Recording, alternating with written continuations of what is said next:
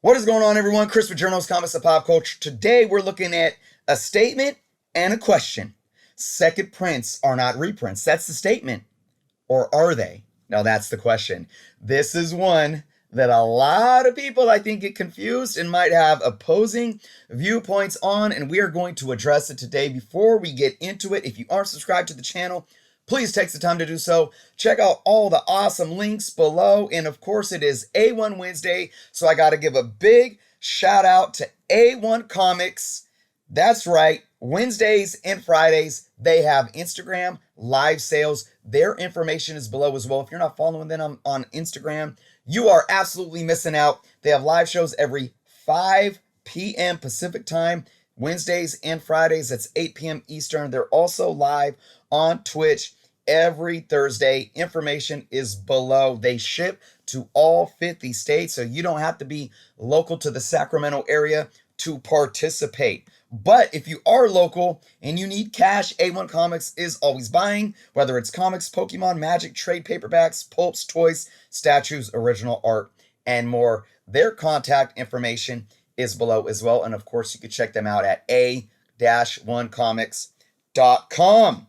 All right, with that out of the way, we're asking the question, are second prints reprints? Here's the thing, folks. It's not that black and white. The first thing that we're going to do is we're going to bring up the dictionary definition of reprint. And I'm going to tell you right now, if we're looking at the simple, clear definition of the word, then technically second prints are essentially reprints. Let's look at that definition right now. All right. You can see on screen that there is a verb and a noun for the use of the word reprint. For the verb, the definition is to print again. So, again, it's explaining the process of reprinting something that's not really what we're looking for. We are looking for that noun definition, which is right here. All right?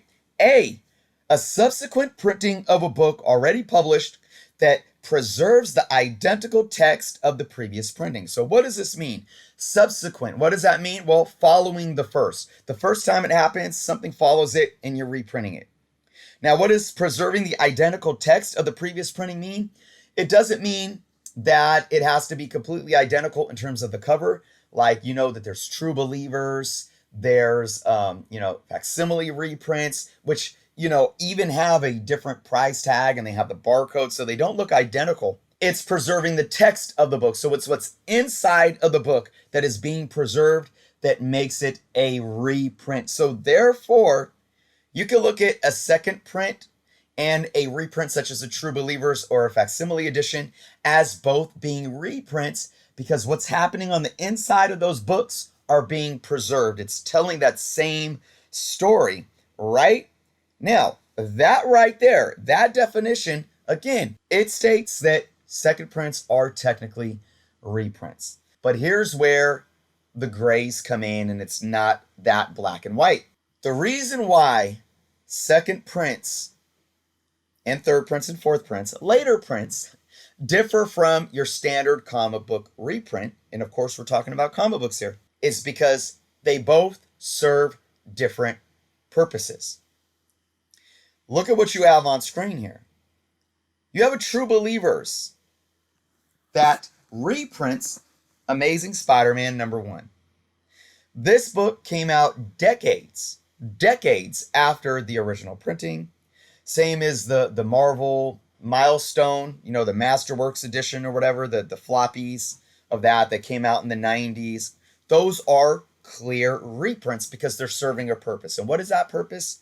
That purpose is to reprint a collectible, reprint a comic book that is now legendary in its right. It's iconic. It's a classic. It probably has some type of value to it, but really it's saying this book is iconic for a reason. It's been around for a long time, and we want to retell that story in a way for readers to get their hands on it for $1 for True Believers or cover price of a standard comic book and so forth, right? Now let's look at the second prints. Right here on screen you have Ultimate Fallout 4 second print and you have Amazing Spider-Man 361 second print. What's different about these books? The purpose that they served. These books served a purpose to create a supply for a immediate demand where the first print was underprinted. Let me repeat that. A second print comes about when the demand for the first print exceeds the supply. They usually come out immediate, some immediate time subsequently after that first print. And that could be maybe a couple weeks, maybe a month, maybe a couple months. And it's because when that first printing came, there was such a high demand that the publishers are saying, we're going to go back and push out a second printing because we know that there's still such a high demand. Now, of course, there's crossover here because a first printing that has a high demand and a lack of supply, basic economics, when that demand exceeds supply, it's already going to drive the value of that first printing up. But again, it doesn't matter because it's all about tending to that immediate demand. So when Ultimate Fallout 4 second printing came out, Ultimate Fallout 4 first printing wasn't worth hundreds of dollars at that point. I'm going to assume that it was selling for a premium on the second market, the first print. But the second print was printed because they realized that they released this new book. There was much more of a demand than what we printed. Same thing for Carnage. Carnage's first appearance, Amazing Spider-Man 361. The majority of second prints and third prints are pushed out because of a lack of supply from the first print being able to keep up with demand. And I'm going to show you all a couple articles that we're going to review today to give more context. First article here, this is an article that's 9 years old. All right, and it states here, Image says second printing is nothing but underordered misspelled. Ironically, this article being so old, the original interview with Eric Stevenson, who was a Image publisher at the time, it's a dead link. I can't get to it, but just taking from the headlines, you could see what this publisher with Image was trying to say. Second printing is nothing but underordered misspelled. Now, what the publisher was talking about was that, we as a publisher need to be making sure that we're understanding the demand to the best that we can to make sure that first printing has enough there instead of having to resort to going to a second print. But that's neither here nor there. But he's basically declaring the intent of the second print. What is the purpose of the second print? Well, it's we underordered on the first print. We got to go back to press. Image's publisher is stating it right here. It's clear. I'm going to bring up another article.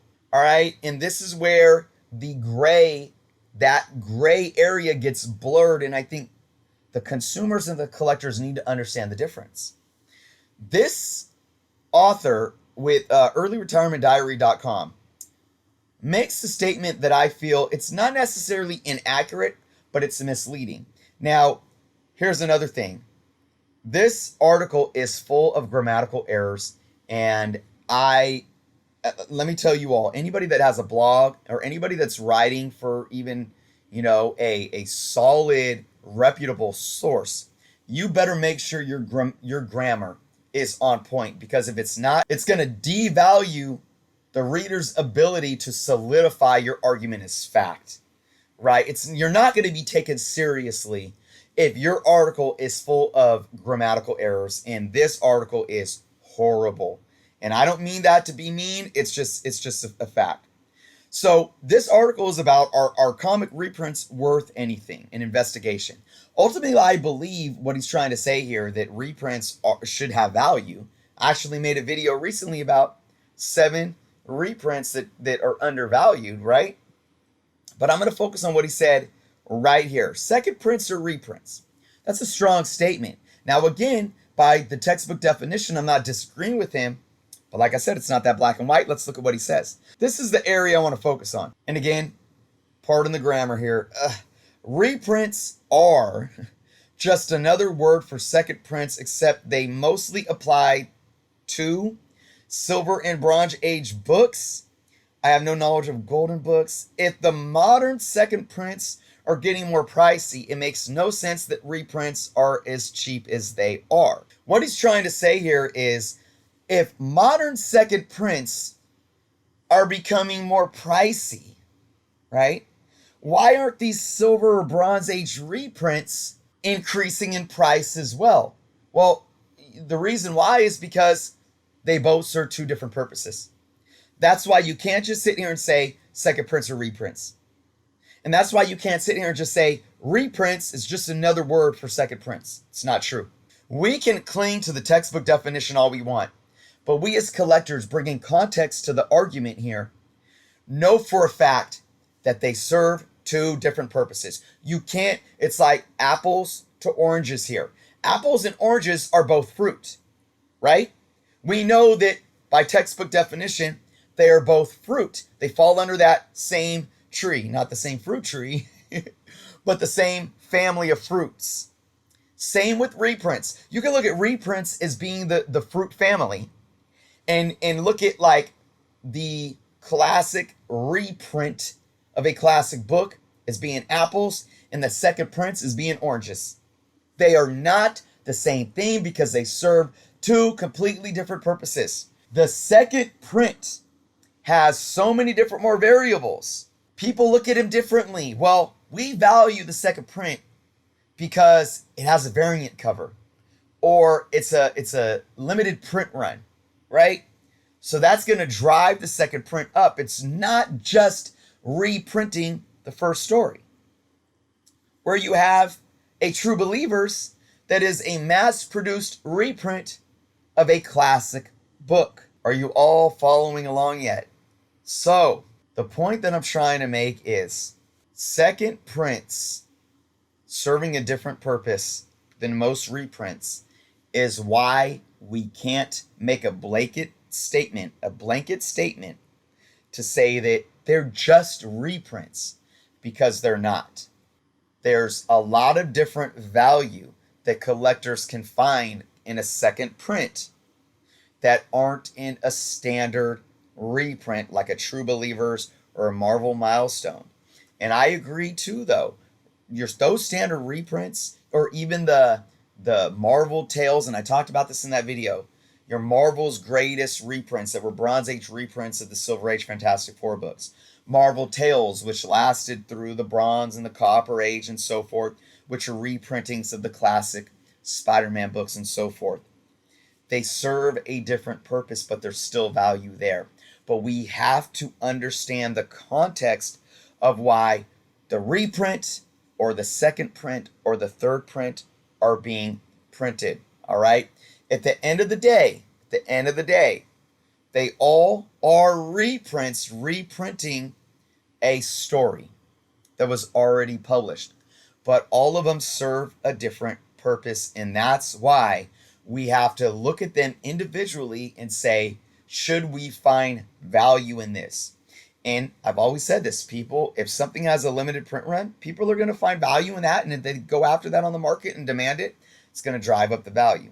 If a second print has a variant cover, people are going to value that, and it's going to drive up the value. If it's a second printing of a first appearance like Carnage 361 or Ultimate Fallout 4, people are going to find value in that. But you know what's catching up and getting hit too? You have Marvel Tales, I believe, what is it off the top of my head? 106, which is the reprinting of Amazing Spider-Man 129, which is the first appearance of Punisher. It actually collects, or it actually has the original cover art, but with, trade dress that's changed, the background's a different color, and it's a reprinting of a first appearance of the Punisher, so people are starting to value that. Does that make sense as well? So while, again, we have to understand the context, they're not all created equally.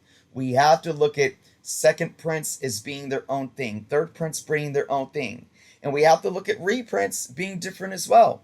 People might value facsimile reprints because they look like the original book more than a True Believers, where although this True Believers #1 that you see right here, reprinting Amazing Spider-Man #1, has the original Amazing Spider-Man trade dress, some of them don't. The True Believers that reprinted Amazing Spider-Man 300 says Spider-Man and Venom. It doesn't say Amazing Spider-Man. That kind of deters some folks because they want a reprint that has the original trade dress that looks more like the original printing. All of these variables and factors are why certain reprints or certain second and third printings are not created equal. But the bottom line is that all of these later printings can absolutely gain value on the market because we value the different factors and variables that they are giving to us intrinsically within that variation of a comic book being reprinted. I want to know all of your thoughts below. But before we go, I do want to remind you all, check out the link to bcwsupplies.com in the description below. If you need comic book supplies, head over there, use the code JOURNOS to receive 10% off your order. Doesn't matter how big or small the order is, and you can use it as many times as you want. It does not expire. And of course, before we go, I got to give a huge shout out to my Patreon members for supporting me month after month. If you want to become a Patreon member and support the channel, that link is below as well. And also a big shout out to my YouTube members. Clicking the join button below will allow you to help support the channel that way. That's only $1.99 a month.